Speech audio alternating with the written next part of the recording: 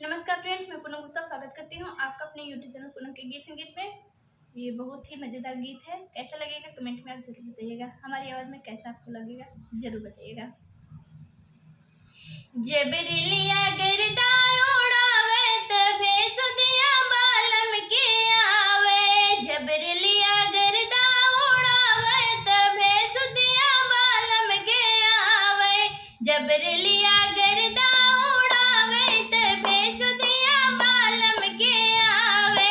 4 महीन रजा गर्मी के दिनवा, 4 महीन रजा गर्मी के दिनवा। जब केहू बेनवा डोलावे तबे सुदिया बालम के आवे। जब केहू बेनवा डोलावे तबे सुदिया बालम के आवे। जबरिलिया गिरदा उड़ावे तबे सुदिया बालम के आवे। जबरिलिया गिरदा उड़ावे तबे सुदिया बालम के आवे। 4 महीन रजा बरखा के दिनवा, 4 महीन रजा बरखा के दिनवा। जब केहू बंगला छवावे तबे सुदिया बालम के आवे।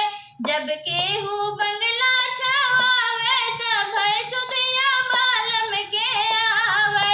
जबरिलिया गिरदा उड़ावे तबे सुदिया बालम के आवे।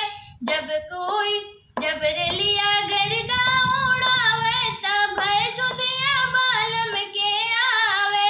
4 महीन रजा ठंडी के दिनवा, 4 महीन रजा ठंडी के दिनवा। जब केहू चादर उड़ावे तबे सुदिया बालम के आवे। जब केहू चादर उड़ावे तबे सुदिया बालम के आवे। जबरिलिया